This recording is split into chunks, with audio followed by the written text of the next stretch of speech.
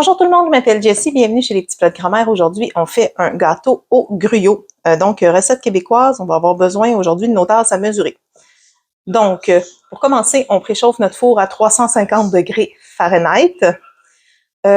Pour faire la recette, vous aurez besoin de une tasse de gruyot à cuisson rapide, donc gruyot minute. Vous aurez besoin d'une tasse et un tiers de farine. On a besoin d'une demi-tasse de beurre, une tasse et quart d'eau bouillante, une tasse de cassonade, une tasse de sucre, 2 gros œufs. On a besoin d'une cuillère à thé de soda à pâte. On a besoin d'une demi-cuillère à thé de muscade, une cuillère à thé d'essence de vanille et une demi-cuillère à thé de sel. Donc, pour faire la recette, on commence par mettre le bouillot bouillante dans le gruyot pendant 20 minutes. On laisse gonfler. Donc, moi ici, j'ai déjà préparé. Ça fait 20 minutes que ça trempe. Donc, ça vient assez collant, épais. C'est ce qu'on a besoin. Donc, on va commencer par fouetter le beurre avec le sucre et la cassonade. Comme ça.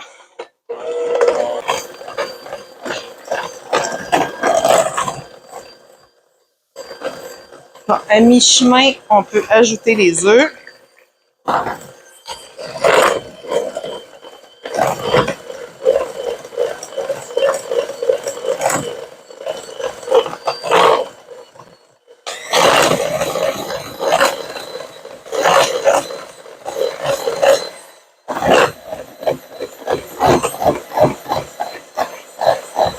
Ensuite, on ajoute la muscade, le soda ou bicarbonate de soude, le sel, l'essence de vanille,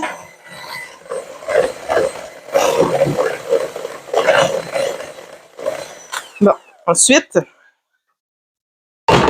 on ajoute notre préparation de gruyot. Et voilà.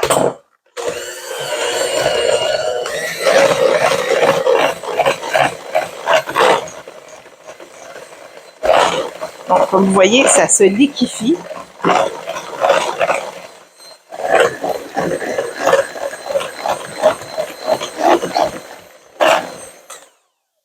Et on termine avec la farine.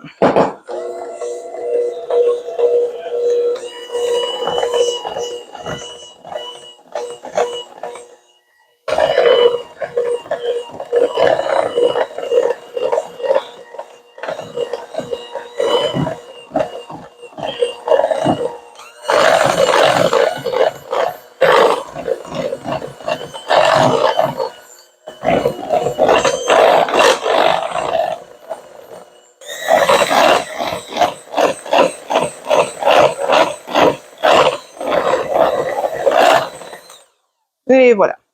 Donc, on arrête quand c'est bien homogène. Et voilà. Voyez-vous, c'est quand même assez comme en fait, ça fait comme un gruyot, hein, en fait, comme consistance. Ensuite, vous pourriez verser votre mélange dans un moule à lasagne en Pyrex. Ça fonctionne très bien. Moule rond aussi, il faut qu'il soit quand même assez grand. Moi, j'ai décidé aujourd'hui de prendre un moule, de type Buns. Donc, je l'ai graissé là, avec de l'huile en spray. Ça va beaucoup mieux là, que d'essayer de le graisser au beurre. On reverse tout ça dedans. Et voilà.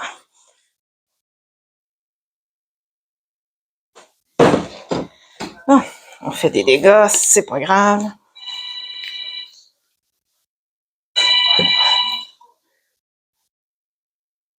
Voilà.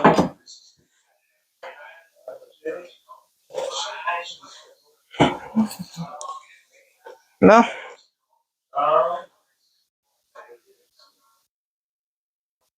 Et voilà.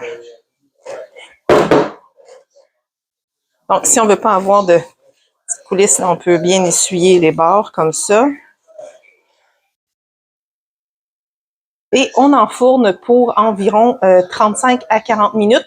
Vérifiez avec un cure-dent au centre pour voir si c'est prêt. Donc, on se retrouve tantôt, puis je vous montre comment faire le glaçage allemand qui va dessus. Bon, donc, ça fait une dizaine de minutes. Ça fait environ une dizaine de minutes. Ça fait environ une dizaine de minutes que c'est prêt. Finalement, ça m'a pris 40 minutes à 350. Donc là, je vais le démouler. Donc, avec une maryse assez souple, OK? On vient faire le tour. Comme ça. Et voilà. On passe un petit peu au centre. Comme ça. Et on va prendre la grille. Et voilà. Et voilà, c'est démoulé. Donc, et voilà, c'est démoulé. Donc, on laisse refroidir. Puis après, on va aller faire le glaçage. Donc, 3 cuillères à soupe de lait. Pour faire le glaçage, vous aurez besoin de... OK. Donc, pour faire le glaçage, vous aurez besoin de 3 cuillères à soupe de lait, un quart de tasse de beurre, une demi-tasse de cassonade, une demi-tasse de noix hachées et 3 quarts de tasse de noix de coco. Bon, la noix de coco, là, si vous avez de la sucrée, prenez de la sucrée. Si vous avez de la sans sucre, prenez la sans sucre. C'est pas grave. Fait. Oups. On met le lait, le beurre ensemble. On fait fondre tout ça.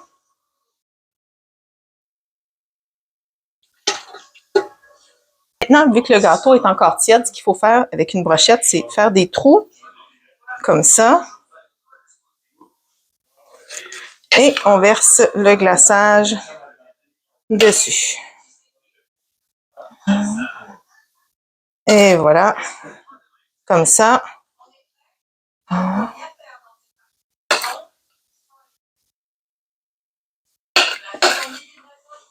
Et voilà. Et on verse tout dessus.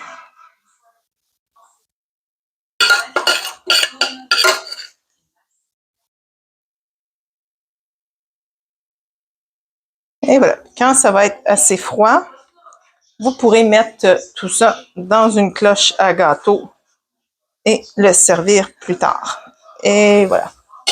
Donc, comme ça, je vous souhaite bon appétit tout le monde. Bonne journée.